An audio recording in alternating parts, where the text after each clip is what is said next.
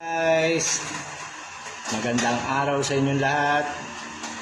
Ang topic po natin, ang may share ko po sa inyo ngayong araw na to ay ang assorting and bundling. Connected po to sa ating na last video ko. So guys, mas maganda to, mas details to, mas kompleto. Makakatulong ito sa mga garment owner, sa mga nagpapatakbo ng garment, sa mga supervisor, sa mga line leader, at sa mga iba pang departamento ng garment. So guys, bago po ang lahat niyan, bago natin umpisahan itong usapin na to, sana paki-like and share nyo ito, paki-follow and subscribe na rin ako para maabot naman ito ng iba na yung hindi pa nakakaalam about sa bundling assorting na to, itong sa topic natin na to. So guys, umpisahan na po natin. Ang bundling po, assorting po, ito po yung related sa cutting So, nung nakaraan po, sinabi ko sa inyo na pagka nag-cut, bawat layer, bawat isang rolyo ng tela ay inililista po kung ilan pong layer ang nagagawa. So, guys, ito po yung pinakamahalagang bagay. So, ang pag-assort po sa bundling, tinitignan yung nilista ng cutter or spreader sa list niya. Kung 100 layers yan, titignan nila kung ilang layers yung mga nandun. So, ang gagawin ng mga assorting, bundling, binibilang yun. Kunyari, sa isang rolyo na tela is 10 layers.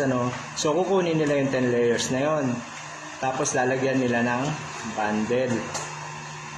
Ito yung tinatawag na bundle guide. Ang nilalaman po ng bundle guide, style ng product, kunyari sa pantalon or sa maong, style number, size, bundle number, quantity, and cut number. Kasi meron pong cutting 1 yan, cutting 2. Kung sa 100, sa isang first cutting is 100 layers, lalagay yung cutting 1. Para po hindi naliligaw ang mga bundle. Yan po, may mga nakalagay dyan na susundan. So, tinatali po nila ito, inasort, tapos chinecheck nila kung kumpleto yung bawat layers, kung tumutugma ron sa listahan ng nag-cut, kung tumutugma ba, kung parehas sila ng quantity dun sa kinat niya.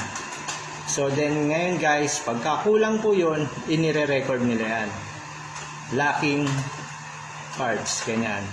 Kung ano may nawawalang parts. Kasi sa usually po, merong dugtungan nangyayari, yung iba nagdudugtong kasi yung iba meron naman na hindi na nagdudugtong para hindi nahihirapan ang mag-assort. So ganun po ang nangyayari guys, nire-report kagad, nire-record kung anong kulang, kung may pagkukulang ba sa cutting na hindi tumugma rin sa assorting. So mas madali itong ma-detect kung kompleto ba o hindi. So yun ang kagandahan ng may assorting So, usually sa mga exporter, sa malalaking kumpanya, sa may mga system, ito po ang ginagawa para hindi naliligaw ang trabaho. Lalo na po sa maong, may mga off-shade po yan. Kaya mas mainam na po yung ina-assort kung bawat isang rolyo, ilang layer yan, i-assort mo yan, isa-segregate mo talaga yan, ibubukod mo talaga yan para hindi mahalo ron sa ibang layer. Kasi bawat po ang tela niyan, may mga shade number po yan na dapat tayong iniingatan na maaaring maging dahilan ng off-shade pagka nagkapalit yung magkaibang shade number. So, di ba guys? So, ang galing Kasi meron naman po sa pag-assort, iba, ninanumberin nga lang yan. Kunyari, 1 to 100, 100 layers.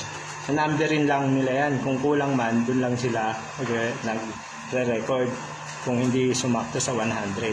So, pero mas mainam na yung unang topic ko na ina-assort bawat isang rolyo, kung ilang layer yan, yun yung ibinubukod, yun yung ibinabundle. Mas mainam po yun guys, kasi iwas off-shade yun sa mga maong, kahit sa mga t-shirt.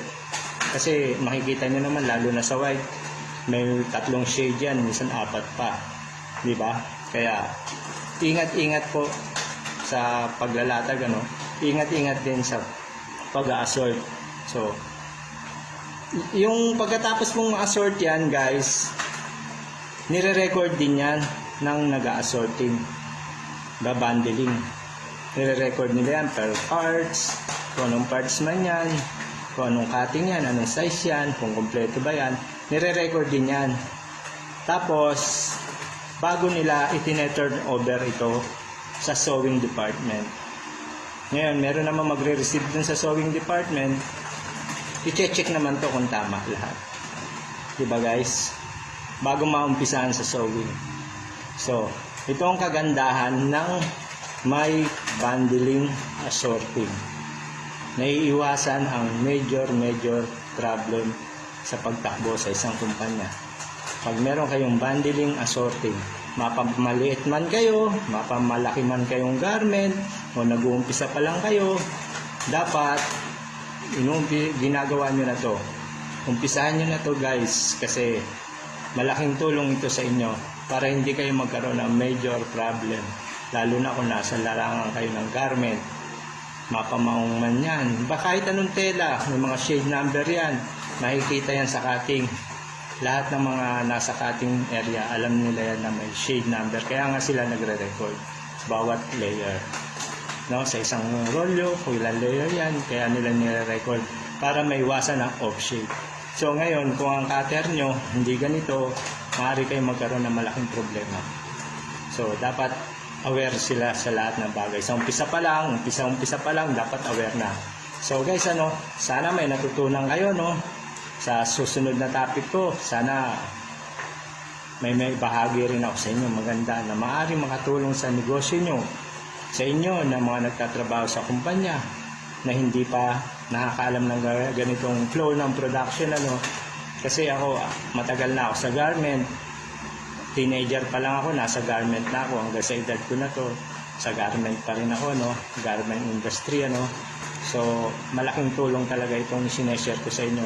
Kasi yung kaalaman ko, hindi ko naman pwede itong itago na lang. Ibibigay ko to ng libre sa inyo. Yung mga tips sa inyo. Diba? Babahagi ko sa inyo na makakatulong sa inyo ito pagka nagtatrabaho kayo sa garden. So guys, sana may natutunan kayo. Sana pakipollow. Subscribe na rin ako para sa iba pang latest update mga video na ito. At sana paki-like and share nyo na rin ito. At para maraming makaabot nito, malayo ang maabot at marami ang makaalam nito about sa garment industry. So guys, thank you very much. Have a good day. God bless. Bye-bye.